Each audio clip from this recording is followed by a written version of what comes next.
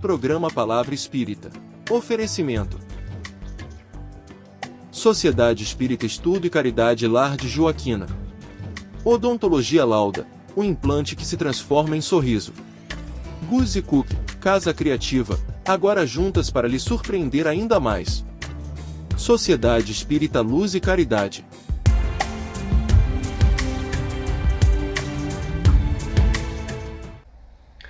Estamos iniciando mais um programa Palavra Espírita pela canal 19 da NET TV Santa Maria, agradecendo a Sociedade Espírita Estudo e Caridade Lar de Joaquina, Guzzi Cook, Casa Criativa, agora juntas para lhe surpreender ainda mais, Odontologia Lauda, o implante que se transforma em sorriso, e Sociedade Espírita Luz e Caridade.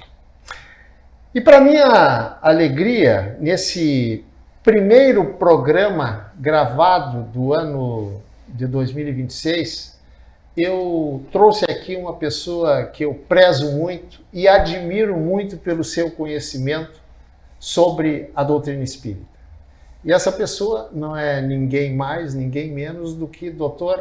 Adair Cardoso Marques. Dr. Adair, muito obrigado mais uma vez pela sua presença aí nessa poltrona. É um prazer para mim, sabe, já estar aqui nesse teu programa e poder colaborar com a divulgação da doutrina espírita. Exatamente, muito obrigado.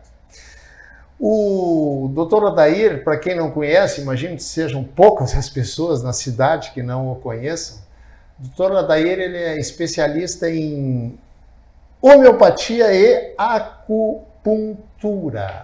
É uma palavra... O M vem depois do PU e não antes. Acupuntura. E, doutora Adair, o senhor como espírita, imagino que já de longa data, eu me permito lhe perguntar para o senhor qual a certeza, digamos assim, que o senhor tem na reencarnação? Olha, Jader, a reencarnação é um dos pilares da doutrina espírita, né? E, na verdade, quase todas as religiões do planeta acreditam na reencarnação, né? Então, quando a gente estuda a doutrina e começa a entrar em contato com essas explicações, vê que a reencarnação é como o Décio Iandoli, que é colega nosso médico, diz no seu livro: a reencarnação é uma lei biológica, não é nem um fenômeno da espiritualidade. Todos os seres vivos reencarnam. Todos, né? Não só nós. Então a gente frequentemente vai dizer, porque o fulano era a reencarnação do Beltrano, né? Porque a Joana de Ângela é a reencarnação da Joana de Cusa, porque o Samuel Hahnemann, criador da homeopatia, era a reencarnação do Paracelso, que era a reencarnação do Hipócrates. Então é o mesmo indivíduo em diferentes momentos da sua existência encarnado.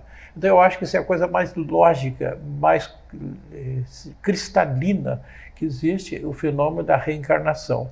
E no nosso caso, especialmente, né, se tu considerar que isso aqui onde nós estamos é uma grande escola, é muito pouco provável que no único período de escola, a gente vá atingir um estado de perfeição que não exija novas melhorias na nossa atitude, na correção dos nossos defeitos e na aquisição de virtudes.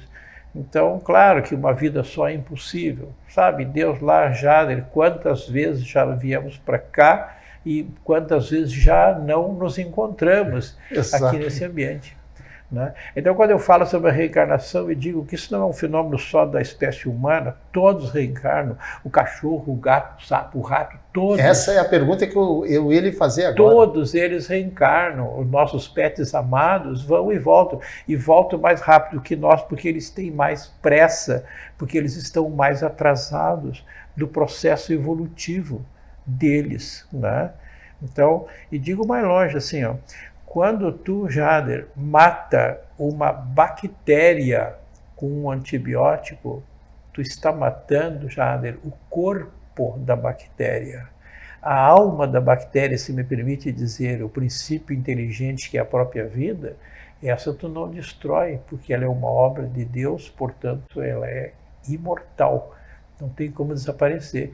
Então ela passa para o mundo espiritual e volta a reencarnar como bactéria de novo, um pouco mais esperta, mais resistente, mais evoluída. E é assim que as coisas acontecem. Então todos os seres vivos que tu encontrar no universo sofrem esse fenômeno, que o Décio chamava de lei biológica, a reencarnação. Vale para todos. E especialmente para nós, já que tem um sentido filosófico e moral nisso aqui. Doutor Adair, nós reencarnamos. Ok, muito bem. Por que o João nasce, se desenvolve e desencarna sem nenhuma doença, sequer um resfriado? O senhor entendeu bem a minha colocação? E aí eu continuo lhe perguntando o seguinte: e por que o João aconteceu isso? E por que com a Maria, com a Joana, enfim, desenvolve uma doença lá no meio da vida, e com o Antônio já nasce doente?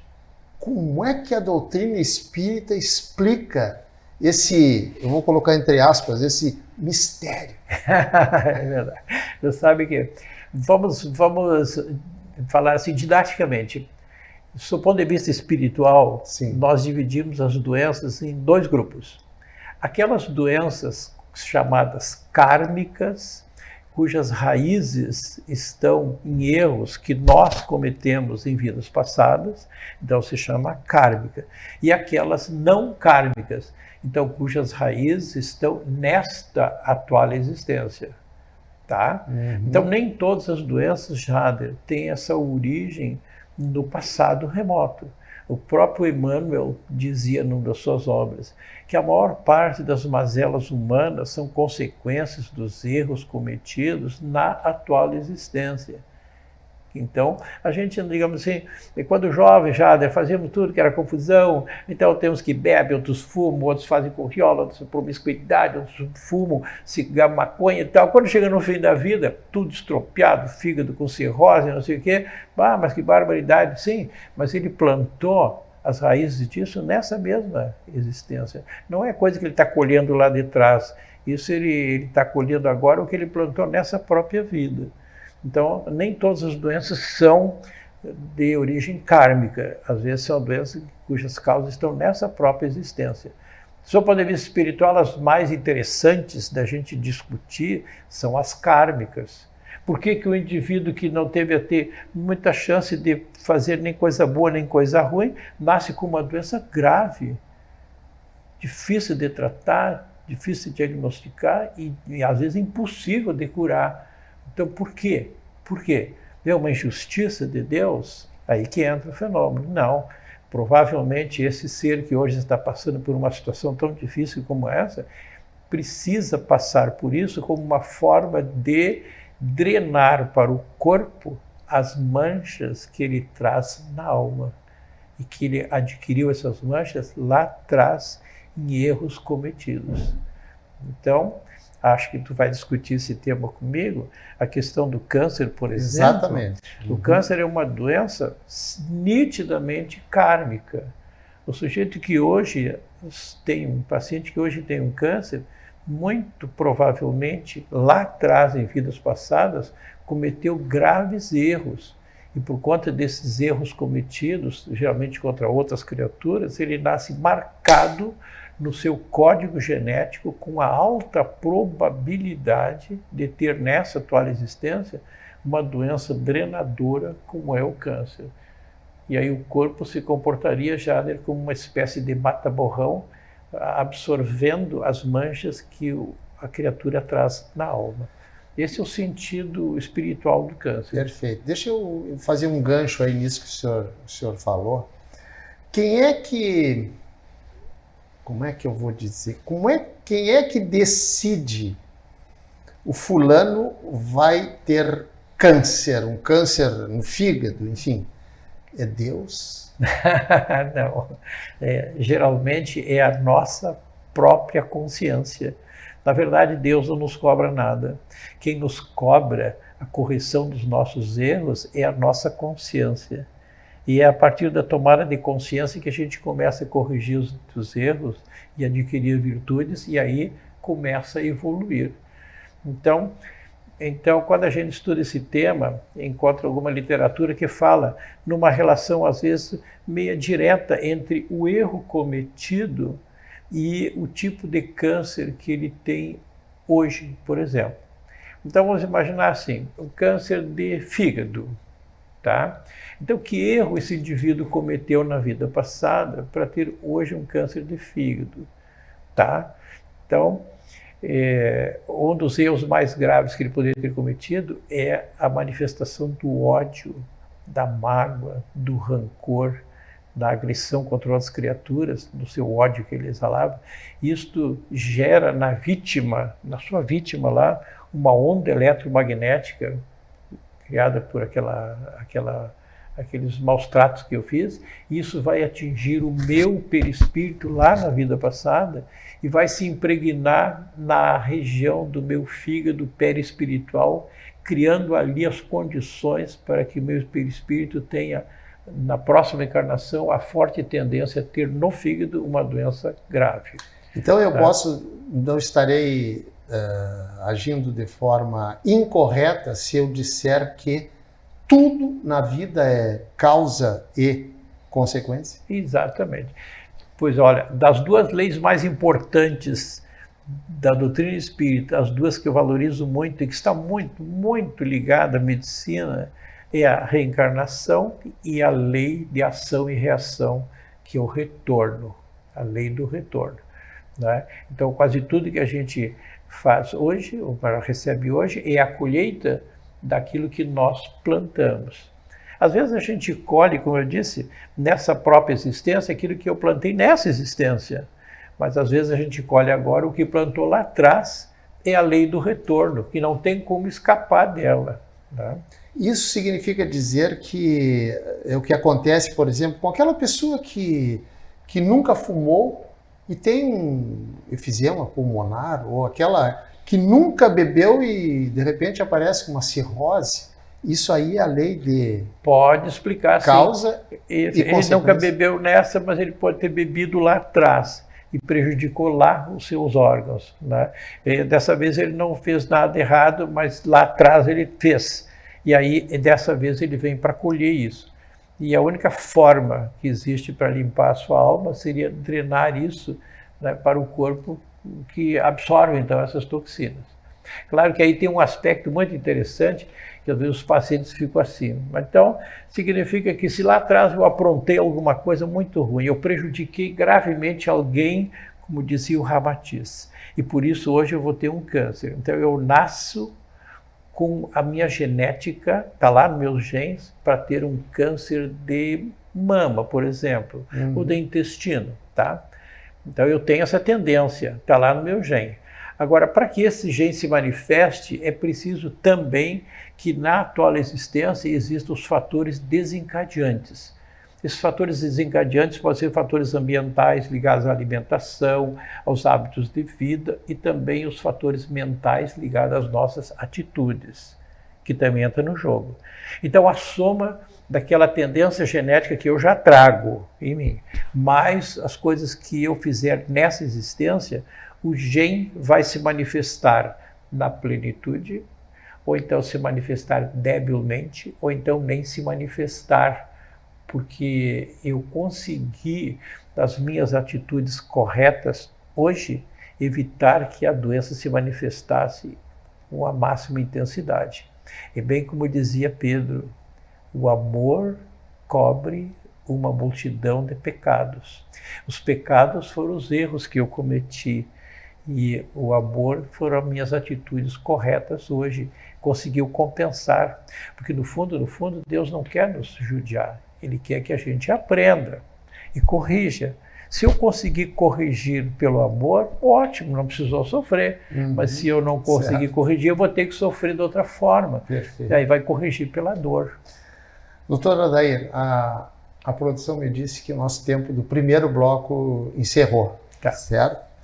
Mas eu já vou antecipadamente para o senhor responder no segundo bloco, que o Chico Xavier falou sobre doenças protetoras.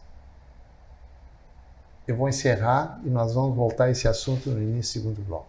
Gente, estou encerrando o primeiro bloco do programa Palavra Espírita, agradecendo mais uma vez ao Lar de Joaquina, Goods & Cook, Casa Criativa, Odontologia Lauda e Sociedade Espírita Luz e Caridade. E o nosso intervalo é bem pequenininho, a gente já retorna. Programa Palavra Espírita. Oferecimento: Sociedade Espírita Estudo e Caridade Lar de Joaquina. Odontologia Lauda, o implante que se transforma em sorriso. Goods & Cook, Casa Criativa, agora juntas para lhe surpreender ainda mais. Sociedade Espírita Luz e Caridade. Odontologia Lauda. São 40 anos de alegrias, são 40 anos de profissão, são 40 anos de estudos, tecnologias e evolução. São 40 anos de histórias e belos sorrisos de várias gerações. São 40 anos de experiência, sendo testemunho de lindas emoções. Odontologia Lauda. Há 40 anos, o brilho do seu sorriso. Odontologia Lauda. O implante que se transforma em sorrisos.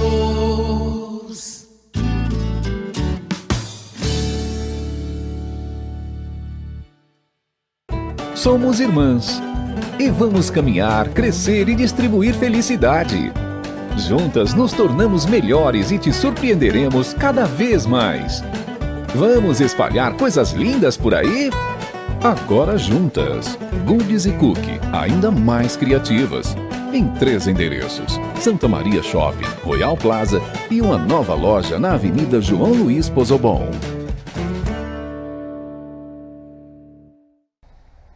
Estamos iniciando o segundo bloco do programa Palavra Espírita, TV Santa Maria, canal 19 da NET. Agradecendo mais uma vez o Lar de Joaquina, Goods & Cook, Casa Criativa, Odontologia Lauda e CELC, Sociedade Espírita Luz e Caridade.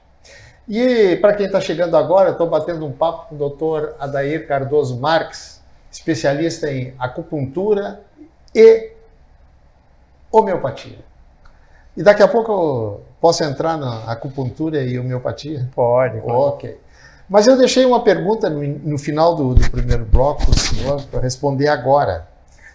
O Chico Chico Xavier, falava em doenças protetoras.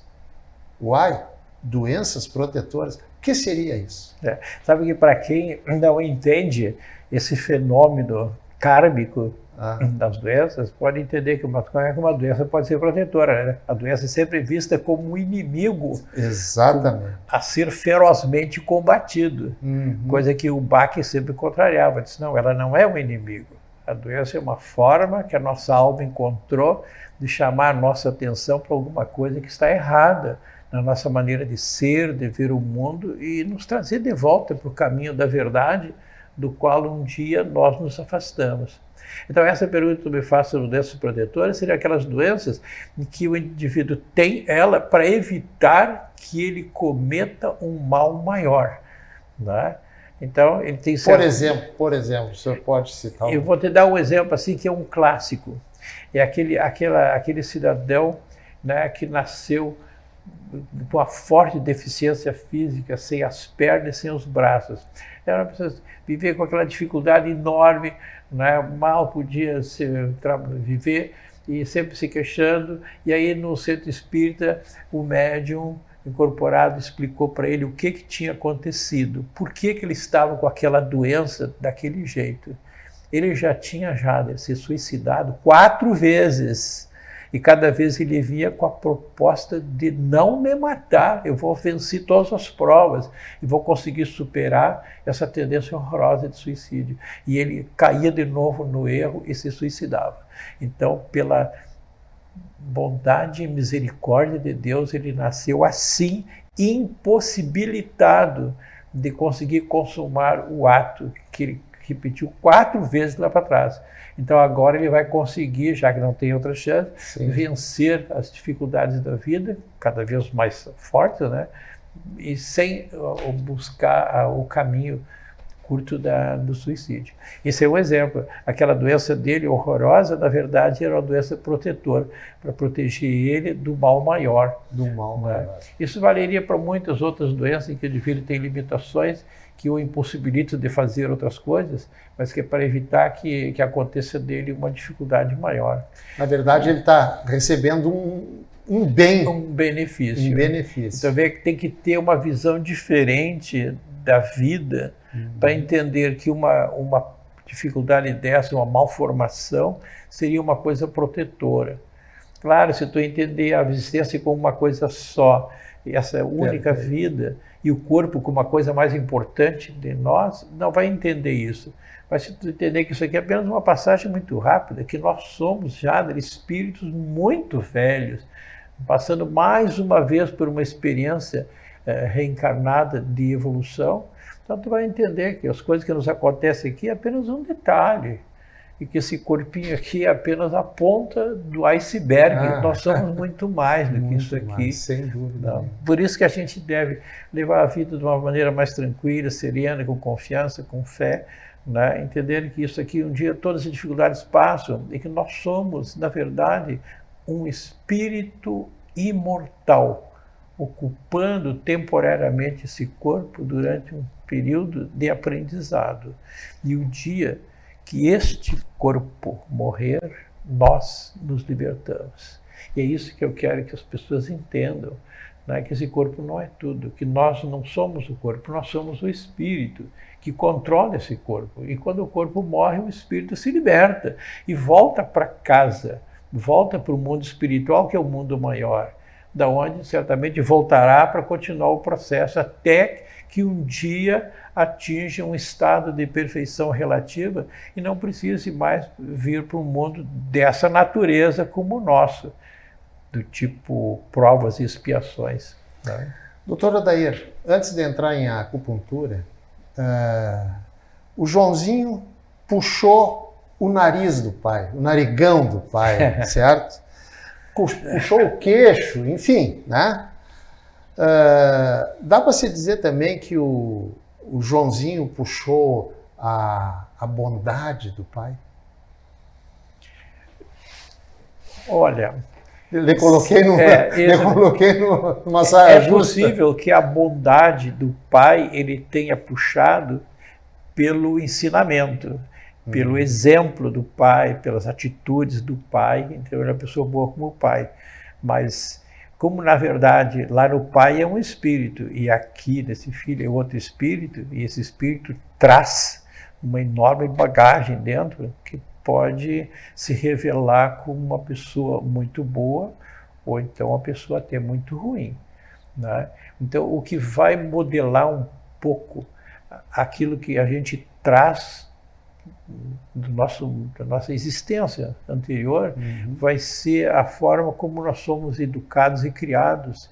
E aqui a importância do ensinamento dos pais no início da nossa existência encarnada, quando somos crianças e adolescentes, porque vai chegar um ponto que vai se manifestar na plenitude aquilo que eu sou, na minha profundidade. Então isso pode ser modificado um pouco pelo ensinamento. Daí a importância de ensinar, educar bem as crianças cedo, porque depois não muda mais. A pessoa é o que é. E é o que era ainda lá atrás, na vida passada. Se manifesta de novo.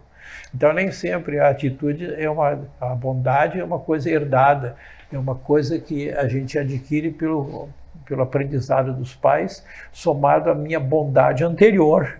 Aí você é uma pessoa boa. Né? Então, tu vê casos assim, pessoas extremamente corretas, bondosas e tal, e ter filhos, né, que são completamente diferentes. Não pode ser, como é que a guria é assim? Né? Ou então o contrário, né? Os pais devassos e o filho uma pessoa corretíssima, não puxou nada pela genética, porque não é genético, a coisa está no espírito, né? Está no perispírito daquele ser. Doutor Adair, hoje eu amanheci com uma dor de garganta. Aí o que eu faço? Eu vou no médico, né?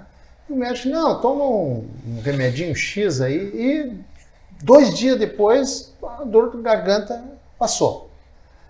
Como é que funciona? Isso chama-se medicamento alopático. Uhum. E como é que funciona a acupuntura, por exemplo? Eu estou com uma dor de garganta, aí eu vou no médico, ele me enfia a agulhinha, no dia seguinte eu estou bom? Funciona desse jeito? Às vezes não é tão rápido. Tá? E nem todas as doenças podem ser tratadas rapidamente com acupuntura. Né? Ela dá a melhor resposta das doenças que são funcionais. Né? Por exemplo, se você tem uma amigdalite mesmo, dentro de uma visão assim holística da medicina, nós temos que o melhor é usar, tem uma infecção bacteriana, tem que usar o antibiótico junto. Uhum. Né? Isso eu acho que todos os médicos concordam. Eu acho que tu pode ser homeopata, acupunturista, fitoterapeuta, né? Mas a medicina é uma só. Então tu tem que oferecer para o paciente o que é o melhor para ele naquele momento. Então naquele momento é isso. Aí aquela criança que estava com amigdalite, tomou antibiótico, como tu disse, e ficou boa. Aí daqui a 30 dias, de novo amigdalite naquela criança, entendeu? Aí tomou antibiótico de novo, ela ficou boa. Depois mais de novo também amigdalite. Assim vai, assim, de cada 30, 60 dias só de novo. Então por quê? Porque o antibiótico matou a bactéria. Ótimo, mas não reforçou o terreno. A amígdala continua frágil, sensível, capaz de adoecer. Então é aí que entra a homeopatia, aí que entra a acupuntura para reforçar o campo, o terreno. Se o terreno estiver saneado, energeticamente equilibrado, ele não aceita a entrada da bactéria. Por isso que a homeopatia funciona, funciona muito bem em criança, né? Então, tu tem a amigdalite de repetição, tu usa o medicamento homeopático, está numa crise, tu usa antibiótico junto, se eu preciso, mas a homeopatia age de uma forma mais profunda, trabalhando o terreno, o campo. Se o campo estiver sadio, energeticamente sadio, ele não vai adoecer dessa forma. Dá para dizer que a homeopatia age não no efeito, e sim na causa? Exato, age na profundidade do indivíduo, age no terreno, age no campo. Perfeito. Enquanto que o antibiótico vai agir em cima do agente que entrou ali. Perfeito. Não me basta matar a bactéria, eu tenho que reforçar o terreno, senão a doença pode voltar. Né? Doutor Adair, lamento informar, mas lamento mesmo que o nosso programa encerrou, infelizmente, porque conversar com o senhor, e quem lhe conhece sabe, sempre é um bom papo, é um aprendizado. Não digo isso por estar na sua presença, porque realmente eu sinto isso. E para finalizar, para passar a régua, se o senhor quiser deixar uma mensagem para os nossos telespectadores, aquela câmera ali é toda do senhor. Por favor. Obrigado, Jader. Então, ao encerrar esse programa e iniciando este ano novo, eu peço que as luzes da suprema inteligência do universo, o nosso Pai Celestial, se derramem sobre todos nós, especialmente nós brasileiros, nos dando fé, força, coragem e sabedoria para enfrentar as dificuldades que a gente certamente vai encontrar ainda ao longo deste ano novo. E eu suplico também que o Divino Mestre Jesus permita, Jader, que nossos anjos da guarda nos mantenham sempre no caminho da honestidade e do amor, porque do amor nasce a caridade, a justiça e a paz.